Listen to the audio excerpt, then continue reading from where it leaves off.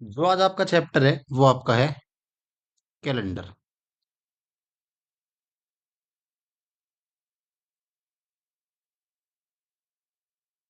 Calendar.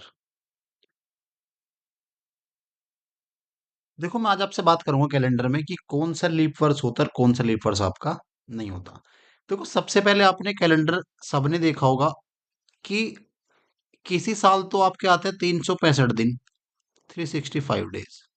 और किसी साल आपके आते हैं 366 दिन। अब 365 और 366 दिन कब आएंगे हम इस बारे में बात करेंगे। देखो जिस साल भी 365 दिन होंगे वो आपका होता है नॉर्मल ईयर। क्या होता है? नॉर्मल ईयर, जिसको आप बोलते हो साधारण वर्ष।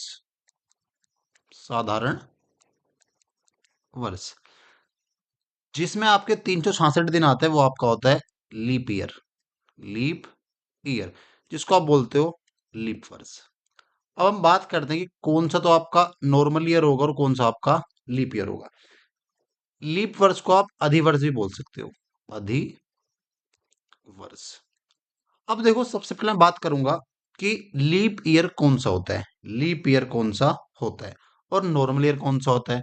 देखो जो आपका नॉर्मल ईयर होता है फरवरी आती है 28 डेज की। फरवरी कितने दिन की आती है? 28 की। और लीप वर्ष में फरवरी कितनी की आती है आपकी? फरवरी आपकी आती है 29 डेज की। अब हम बात करेंगे कि फरवरी 28 दिन की कब आएगी और फरवरी 29 दिन की कब आएगी। देखो अगर कोई भी लीप ईयर है उसको सबसे इजी पहचानने का तरीका क्या है? जो भी आपका ईयर है आप उसको डिवाइड करो 4 से। डिवाइड करो 4 से। और रिमाइंडर आपका क्या बचना चाहिए? आपका 0। 4 से डिवाइड करने के बाद अगर आपका रिमाइंडर 0 बचता है तो वो आपका लीप ईयर होगा। और अगर लीप ईयर होगा तो फरवरी कितने की आएगी आपकी? 28 डेज की नहीं, 29 डेज की होगी आपकी। आगे समझ में? तो नॉर्मली में फरवरी कितने की होती है? 28 डेज की होती है। और लीप वर्ष में फरवरी कितने की होती है आपकी? 29 डेज की होती है। समझ में आ गया? अब आगे देखो। अब हम बात करेंगे कि भैया पता कैसे करेंगे कि 4 से क्या डिवाइड करना है तो हमको पता हो। तो देखो जैसे जैसे मैं आपसे बात करता हूँ कि सन 2012, 2012, 2012 लीप ईयर है या नहीं है। तो इसका करोगे आप? इसको आप 4 से डिवाइड करके देखोगे। अब देखो 4 से कौन सा नंबर कटता है? कौन सा नंबर कटेगा? तो सबसे इजी पहचानने का तरीका क्या है? आप लास्ट के 2 अंक चेक कर लो, लास्ट 2 डिजिट। अगर लास्ट के 2 डिजिट 4 से डिवाइड है तो ये पूरी की पूरी संख्या क्या होगी? ये 4 से डिवाइड हो जाएगी। देखो 4 3 जा 12, 4 तिया 12। और जब ये 4 तिया 12, ये 12 कट रहे थे, फरवरी कितनी की होगी? फरवरी आपकी 29 डेज की होगी। यानी जो सन 2012 रहा होगा वो आपका लीप ईयर है, क्योंकि यहाँ फरवरी कितने की होगी? 29 डेज की, क्योंकि सन 2012 4 से डिवाइड होता है पूरा पूरा। अब अगर मैं ऐसी बात करता हूँ सन 1992, बताओ ये लीप ईयर है या नहीं है। तो आप क्या करोगे? 4 से इसको डिवाइड, तो लास्ट के 2 डिजिट ओनली। अब 92 लिखा है तो 4 2 जा 8 और 4 3 जा 12। तो फरवरी यहाँ कितने की रही होगी आपकी? यहाँ फरवरी आपकी 29 डेज की रही होगी। आगे समझ में? ऐसे अगर मैं आपसे बात करता हूँ 80 82, बताओ क्या लीप ईयर होगा या नहीं। तो आप लास्ट के बस 2 डिजिट चेक कर लो। क्या 82 4 से डिवाइड होता है? 4 2 जा 8, तो 2 रिमाइंडर बच गया। और जब रिमाइंडर 2 बचेगा, हमको रिमाइंडर क्या चाहिए? हमको रिमाइंडर चाहिए कितना?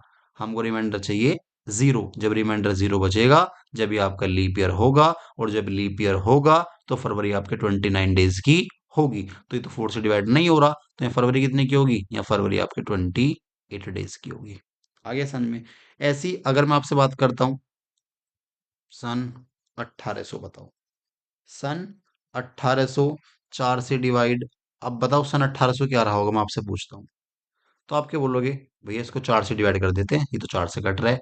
अब जब ये 4 से कट रहा है ना 4 से, लेकिन ये 4 से बेशक कट रहा हो, लेकिन ये फरवरी कितने की आएगी? या फरवरी आपकी 28 डेज की आएगी, या फरवरी आपकी 29 डेज की नहीं आएगी। ऐसा क्यों?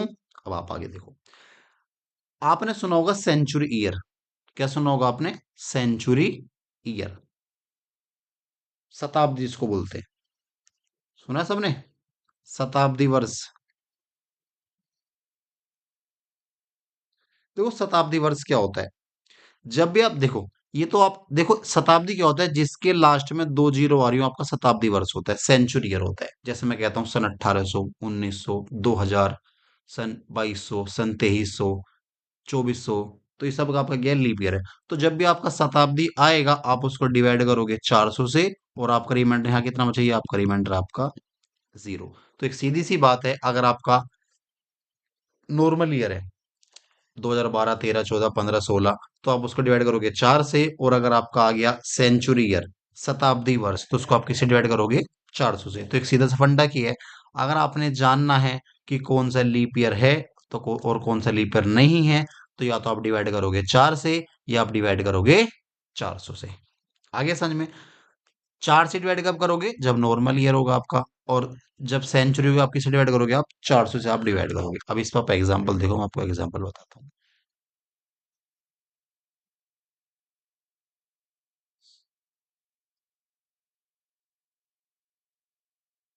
अब देखो, आपको कुछ एग्जांपल बताता हूँ मैं इस पे।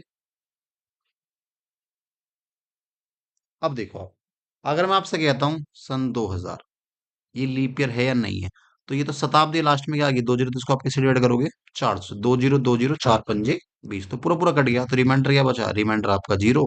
तो फरवरी कितने की होगी आपकी, 29 डेज की होगी। आगे समझ में। ऐसे ही मैं कहता हूँ सन 1900, सन 1900, तो ये तो लास्ट में कितने जीरो है, 2 जीरो, तो आप किससे डिवाइड करोगे, 400 से। तो 2 जीरो 2 जीरो 19, 4 से नहीं कटता, तो रिमाइंडर कितना बचा आपका 19। और जब रिमाइंडर 19 बचा है, रिमाइंडर बचना कितना चाहिए, 0, तो ये फरवरी कितने की होगी आपकी, 28 डेज की होगी। आगे समझ में। तो एक सीधा सा फंडा की है, अगर लीप ईयर आपने जानना है कि लीप ईयर कौन सा होगा, तो आप या तो डिवाइड करोगे 4 से, या आप डिवाइड करोगे 400 से। आगे समझ में।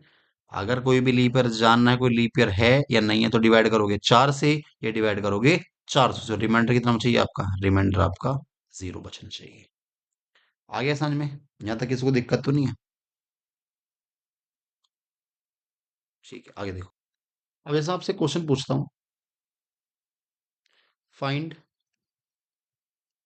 ओड वन आउट, विषम छाटो, विषम छाटी, ये आपका क्वेश्चन है। जिसमें मैंने आपको फर्स्ट ऑप्शन दे दिया 1900, सेकंड ऑप्शन मैंने आपको दे दिया 1992, थर्ड ऑप्शन मैंने आपको दे दिया 1800, और लास्ट ऑप्शन मैंने आपको दे दिया 8082। अब मैंने पूछा फाइंड ओड वन आउट, यानी जो सबसे अलग आपने उछाल छाटना है। अब देखो, ये लास्ट में 2 जीरो आई, ये भी लास्ट में 2 जीरो है, तो दोनों क्या है, सेंचुरी है। अब जब सेंचुरी होगी, शताब्दी वर्ष होगा, आप किससे डिवाइड करोगे, आप डिवाइड करोगे 400 से। तो ये तो कटता नहीं है, ये भी नहीं कटता।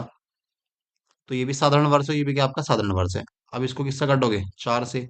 4 दूनी 8, 4 तिया 12, इसको किससे काटोगे, 4 से। तो ना तो ये है, ना ना ये है, ना ये, तो आंसर क्या हो जाएगा आपका, बी आपका ऑप्शन हो जाएगा। क्योंकि यहाँ फरवरी कितने की है, 28 डेज। यहाँ फरवरी कितने की है, 28 डेज। यहाँ फरवरी कितने की है, 28 डेज। यहाँ फरवरी कितने की है आपकी, यहाँ फरवरी आपकी 29 डेज की। तो सबसे अलग यहाँ पे क्या है आपका, ये आपका हो जाएगा। आगे समझ में। अब देखो, आपको मैं एक चीज और बताऊं, आपने पढ़ा होगा कि जो लीप ईयर है वो 4 साल बाद आता है, 4 years आफ्टर, 4 years आफ्टर। लेकिन आपको देखो एक चीज बताता हूं मैं, बहुत ध्यान सुनिएगा। अगर मैं आपसे बात करता हूं सन 1896, आप बोलोगे भैया ये तो 4 से डिवाइड हो जाएगा, तो ये क्या आपका लीप ईयर है। तो इसके 4 साल बाद क्या आएगा, सन 1900 आएगा। और इसको आप किससे डिवाइड करोगे, 400 से। और ये 400 से आपका डिवाइड नहीं होगा, तो ये क्या हो गया आपका नॉर्मल ईयर है। या फरवरी कितने की है, 28 डेज। या फरवरी कितने की है, यहाँ फरवरी कितने की है, 29 डेज की है। और यहाँ फरवरी कितने की है आपकी, 28 डेज की है। अब आपने कहा सन 1896 लीप ईयर है, आपने चेक भी करा। तो 4 साल बाद यानी सन 1900 तो आपका लीप ईयर होना चाहिए था, लेकिन लीप ईयर तो नहीं है। अब इसके 4 साल बाद जब आप 1904, और इसको किससे काटोगे आप, 4 से, तो ये तो डिवाइड हो जाएगा 4 से। तो ये भी आपका क्या है, लीप ईयर है। क्या आपका ये लीप ईयर, तो फरवरी कितनी की होगी आपकी, 29 डेज की होगी। तो ये जरूरी नहीं है कि आपका लीप ईयर 4 साल बाद आए। देखो यहाँ 4 साल बाद नहीं आया, कितने साल बाद आया आपका, 8 साल बाद आपका आया है। आ गया समझ में। और देखो, ये 4 साल बाद लीप ईयर ही क्यों आता है? 5 साल बाद क्यों नहीं आता? 20 साल बाद क्यों नहीं आता? तो अगर मैं आपसे बात करता हूँ, जो पृथ्वी है, वो जो चंद्रमा का चक्कर लगाती है, वो 365 दिन, 5 घंटे और कुछ मिनट में लगाती है।